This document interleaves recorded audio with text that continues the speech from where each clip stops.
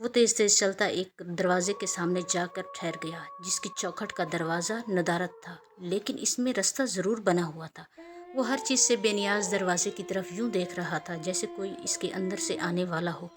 अब इस कदर खामोशी छा गई थी कि उसे अपने दिल के धड़कने की आवाज़ तक साफ सुनाई दे रही थी।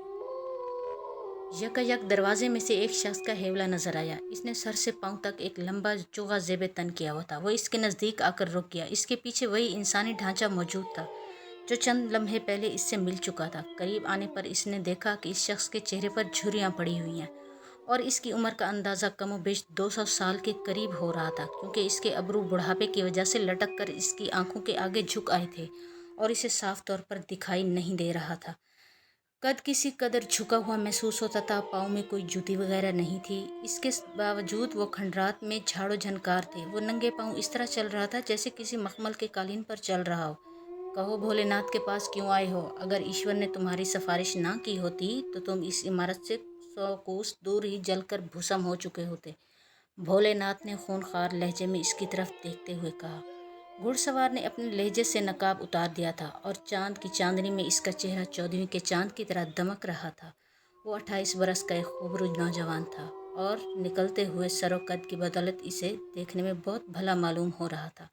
बूढ़े की बात सुनकर इसके जिस्म में एक सर्दी की लहर दौड़ गई। वो मुखातिब हुआ, भोलेनाथ का मैं बहुत शुक्रगुजार हूँ कि इसने मेरे लिए वक्त निकाला, और मैं ईश्वर का भी मशकूर हूँ कि इसने एहसान करते हुए मुझे यहाँ आने की सिफारिश की। अच्छा आओ मेरे साथ। ये कहते हुए भोलेनाथ ने इसको अपने साथ अंदर आने का इशारा किया और फिर वो तीनों एक दूसरे के पीछे चलते हुए खंडरात के अंदर बने एक तहखाने में उतरते चले गए। तहखाने में सीढ़ियाँ नीचे तक चली गई थीं और कमोबेश वो 50 के लगभग सीढ़ियाँ उतरे होंगे कि इनके सामने एक और कमरा आ गया। तहखाने में न जाने कहाँ कहाँ से रोशनी और हवा आ रही थी कि उसे ना तो किसी किस्म की गर्मी का एहसास हो रहा था और ना ही अंधेरे का।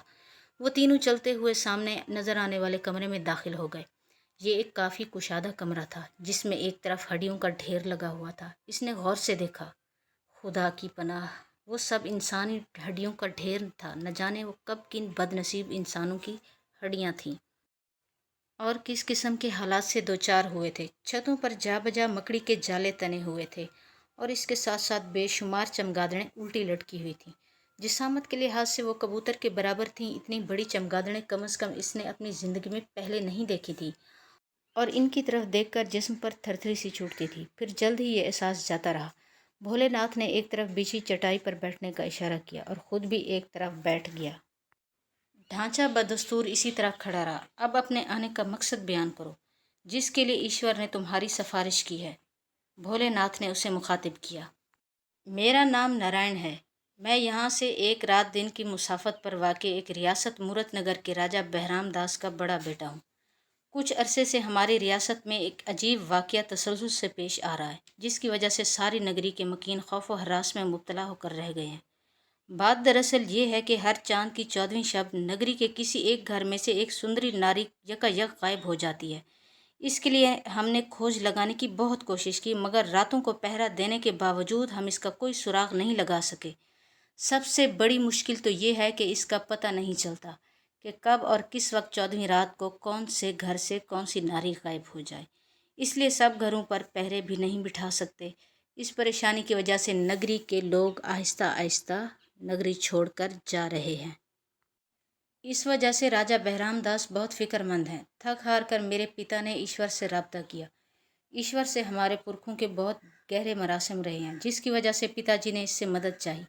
ईश्वर आपको ज़रूर जानते होंगे। वो जमुना के मशरक़ की जानिब पीले मरघट के करीब वाक़ एक कदीम गुफा में डेरा डाले हुए हैं। जब हमने इनसे इनके पास अपने कारिंदे भेजे तो एक ख़ास किस्म का जाप करने जा रहे थे, इसलिए उन्होंने हमें आपके नाम एक ख़ास निशानी देकर जल्द पहुंचने की तलकीन की, जिसके जवाब में मैं फ़ौरन चला आया। यहाँ का पता मुझे उन्होंने पूरी तफसील से बता दिया था, इसलिए मुझे बिना कोई तकलीफ़ उठाए यहाँ आने में आसानी रही। ये कहते हुए इसने अपनी जेब से एक मिट्टी का मुजस्मा निकालकर भोलेनाथ के सामने ज़मीन पर रख दिया। ये अंगा देवी का मुजस्मा था, जिसके बारे में ये रिवायत आम थी कि जिसके पास ये मुजस्मा होगा खुशकिस्मती की देवी इस पर सदा मेहरबान रहेगी। भोलेनाथ जो बड़े गौर से इसकी रुदात सुन रहा था, जूँ ही इसकी नज़र मुजस्मे पर पड़ी तो खुशी से इसकी चीख निकल गई। इसने हाथ बढ़ाकर उसे उठाया और कहने लगा, ईश्वर की इस निशानी को मैं संसार की सबसे कीमती शय समझूंगा। मैं जहाँ तक हो सका मूरत नगर के वासियों को इस कष्ट से ज़रूर निकालूंगा। अब तुम अगर जाना चाहो तो जा सकते हो। मैं तुम्हारे जाने का बंदोबस्त किए देता हूँ। मैं चाँद की 12 तारीख को मूरत नगर पहुँच जाऊँगा और इस दौरान ख़ास जाप करना चाहूँगा। ईश्वर ने कुछ तो तुम्हें इसका कारण बताया होगा। भोलेनाथ ने एक ख्याल के तहत पूछा। नहीं, उन्होंने सारी रुदात सुनकर सिर्फ यही कहा कि वो अपने ख़ास जाप में मसरूफ़ हैं। इसलिए उन्होंने फ़ौरन आपके पास पहुंचने के लिए ज़ोर दिया और साथ ये भी ताकीद की कि जिस कदर हो सके आप इसके पास पहुंचकर इसका कोई उपाय तलाश किया जाए। इसलिए जैसे ही उन्होंने हिदायत की मैंने बग़ैर वक्त ज़ाया किए आपके पास पहुंच गया हूँ। नारायण तफसील बताकर खामोश हो गया। ठीक है, मैं तुम्हारी वापसी के लिए बंदोबस्त करता हूँ। तुम फ़ौरन मूरत नगर पहुँचकर राजा बहराम दास को तसल्ली दो। मैं 2 रोज़ पहले पहुँचकर इसका कोई न कोई उपाय तलाश करूँगा। भोलेनाथ ने ये कहते हुए ढांचे को इशारा किया। ढांचा सर हिलाता हुआ अंदर की जानिब चला गया और थोड़ी देर बाद वापस लौटा। इसके हाथ में एक इंसानी हड्डी थी। इसने वो हड्डी भोलेनाथ को थमाई और एक जानिब जा खड़ा हुआ। हड्डी हाथ में लेते ही भोलेनाथ मुंह ही मुंह में कुछ बड़बड़ाने लगा और फिर उसे नारायण की तरफ बढ़ाते हुए बोला, ये लो, इसे अपने सीधे हाथ में लो और घोड़े पर बैठकर अपनी आंखें बंद कर लेना। इस वक्त तक आंखें मत खोलना जब तक घोड़ा रुक न जाए। जैसे ही घोड़ा रुकेगा तुम्हारे हाथ से ये हड्डी गायब हो जाएगी। बस फिर तुम अपनी आंखें खोल लेना। तुम खुद को अपनी रियासत के करीब पाओगे। ये कहते हुए उसने उसे हड्डी थमा दी, जिसे नारायण ने जल्दी से अपने हाथ में पकड़ लिया। फिर वो दोनों चलते हुए खंडरात से बाहर निकल आए। ढांचा उनके पीछे नहीं आया था। शायद भोलेनाथ ने उसे वहीं रुकने का इशारा कर दिया था। खंडरात के बाहर इसका घोड़ा वहीं खड़ा था जहां नारायण ने उसे छोड़ा था। अपने मालिक को देखकर वो खुशी से हिनहिनाया। नारायण ने उसे थपकी दी और फिर भोलेनाथ से हाथ मिलाकर उचक कर घोड़े की पीठ पर सवार हो गया। आंखें बंद करके इसको एड़ी मारी और एड़ मारते ही घोड़ा एकदम से हवा में उछला और नारायण को यूं महसूस हुआ जैसे वो तेज़ आंधी में उड़ता चला जा रहा हो। हवा की रफ्तार इस कदर तेज़ थी कि उसे अपना जिस्म बार बार घोड़े से नीचे की तरफ जानिब गिरता महसूस हो रहा था, जिसे संभालना बहुत ही मुश्किल हो रहा था। लेकिन एक माहिर घुड़सवार की तरह वो खुद को संभाले हुए था। जल्द ही घोड़े की रफ्तार आहिस्ता आहिस्ता होने लगी थी। फिर जैसे वो एक जगह रुका, इसके हाथ में पकड़ी हुई हड्डी अचानक गायब हो गई। इसने जल्दी से अपनी आंखें खोल दी। ये देखकर इसकी हैरत की इंतहा न रही कि वो अपनी रियासत के करीब ही खड़ा है। जो फासला उसने एक दिन और रात में तय किया था वो मिनटों में तय हो गया था। वो आहिस्ता आहिस्ता घोड़े को चलाता अपने महल की जानिब बढ़ने लगा। सुबह होने में अभी खासा वक्त था, इसलिए गलियां और बाजार सुनसान पड़े थे। हर तरफ एक खामोशी सी तारी थी। लोग नींद के मज़े लूट रहे थे। वो जल्द अपने महल के नज़दीक पहुंच गया और घर के अफराद सोए हुए थे। लेकिन जब इसने पहरेदारों से कहकर अपने पिता को उठाया तो इसके साथ ही इसके घर के दीगर अफराद भी उठ गए। उसने उन्हें तमाम वाक़या सुनाया और साथ ही ये भी बता दिया कि चाँद की 12 तारीख को भोलेनाथ बज़ाते खुद यहाँ आएगा। फिर वो सब हमेशा हमेशा के लिए इस पुरअसरार बला से निजात पा जाएंगे। दूसरे रोज़ उन्होंने तमाम रियासत में ये ऐलान करा दिया कि एक ज्ञानी चाँद की 12वीं तारीख को नारियों की गुमशुदगी के बारे में उपाय करने आ रहा है। इसलिए तमाम नगर के वासियों को ये इत्तला दी जाती है कि वो बेफिक्र होकर अपने अपने कामकाज करें और किसी किस्म के खौफ से घबरा कर अपने भरे भरे घरों को यूं छोड़कर ना जाएं। और ये कि बहुत जल्द इस मुसीबत से निजात मिलने वाली है। राजा के इस ऐलान के साथ ही पूरी नगरी में खुशी की लहर दौड़ गई और इस ऐलान के दूसरे दिन वो लोग जो घबरा कर अपने घरों को खैरबाद कह चुके थे वापस लौटने लगे। दूसरी जानिब चाँद की 12 तारीख को भोलेनाथ अपने वादे के मुताबिक मूरत नगर पहुंच गया और इसके इस्तकबाल के लिए राजा बहराम दास और इसके दोनों बेटे सरहद पर पहुंचे हुए थे।